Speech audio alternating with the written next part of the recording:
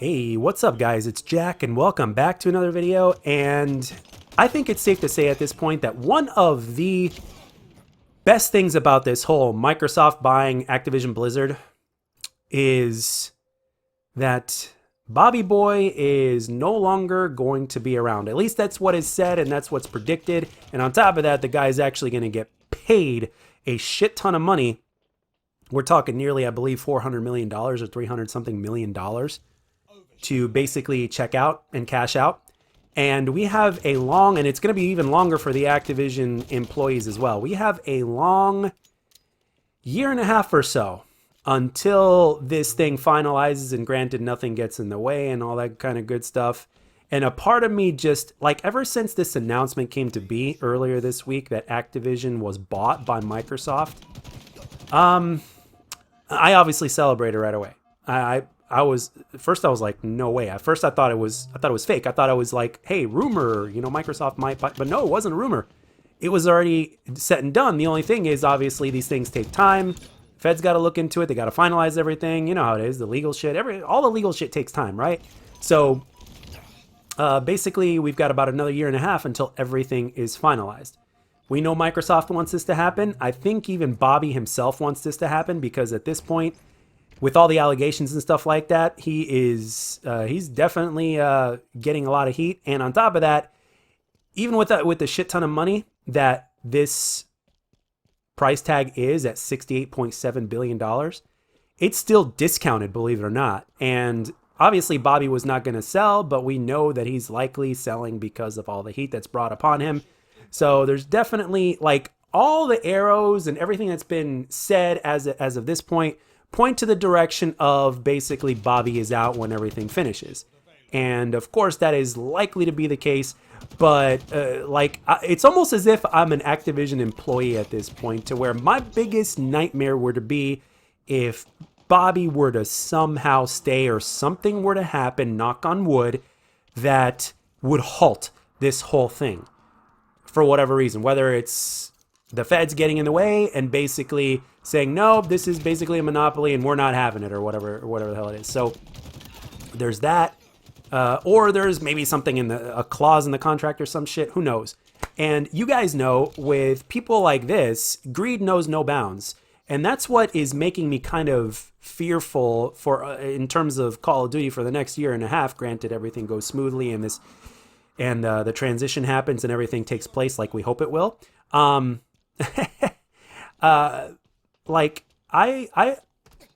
scared for the next year and a half for the Call of Duty fan base and what else we're going to see. I'm scared, but at the same time, I'm anxious to see if these guys are going to stoop any lower than what they do with the Vanguard. So it's like they're in talks right now to basically possibly end the yearly cycle. We know that Microsoft is likely to do this after they take over or whatnot, but there's even talks of that happening now with the current guys in charge of Activision or whatnot. There's talks about it, but we don't know if it's going to happen or not. And we know that Bobby Boy, no matter what, is going to try to milk this poor animal that used to resemble a cow, that used to provide a shit ton of milk, that has now been milked the fuck dry by Bobby and his other higher ups or whatever it is, the board members or whatever the hell it is.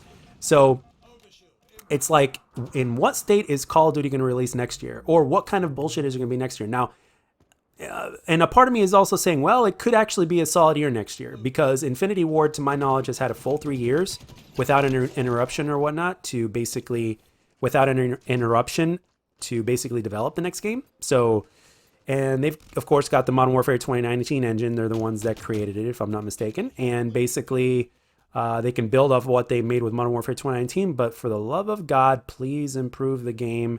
And, because a lot of people, again, Modern Warfare 2019, again, the most financially successful, largely because of Warzone, and of course, the brand name of Modern Warfare.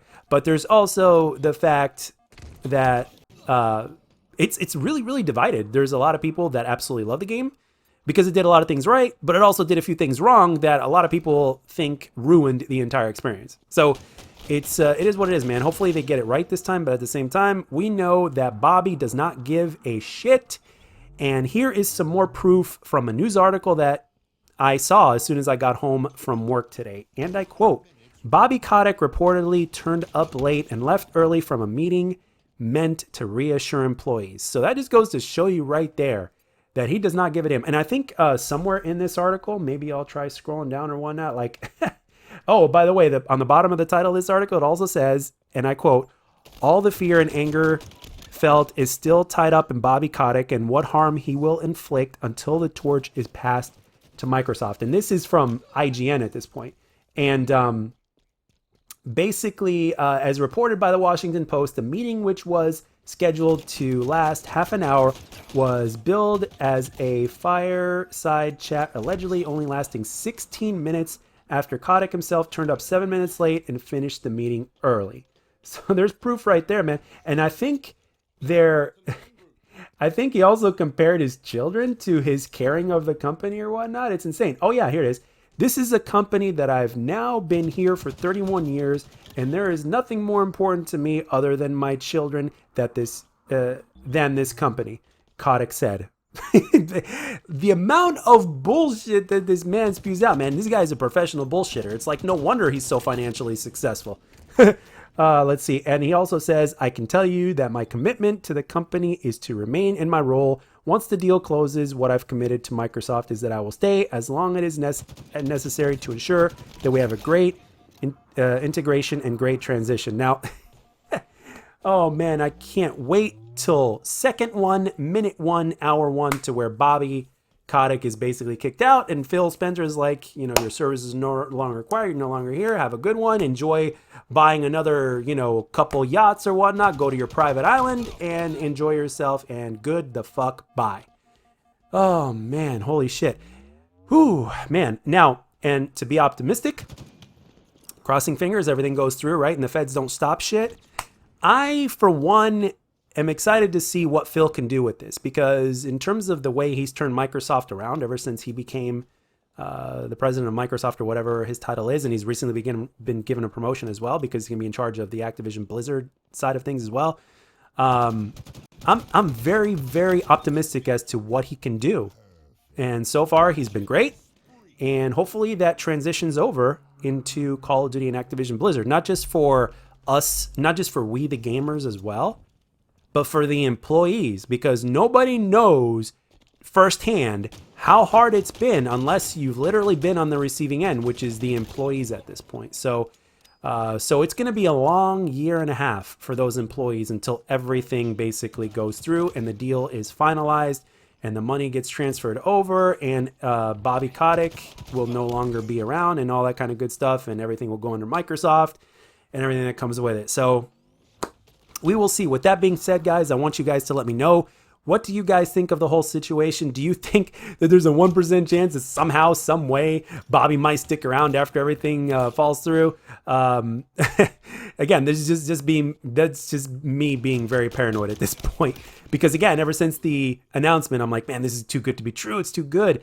And also let me know what you guys think of the sound, because I've kind of bought a few things for the mic to sound better, and let me know if you notice a difference. And that's all I got for this one, guys. Let everything to be known down in the comment section. I hope you enjoyed it, and I'll catch you guys in the next one.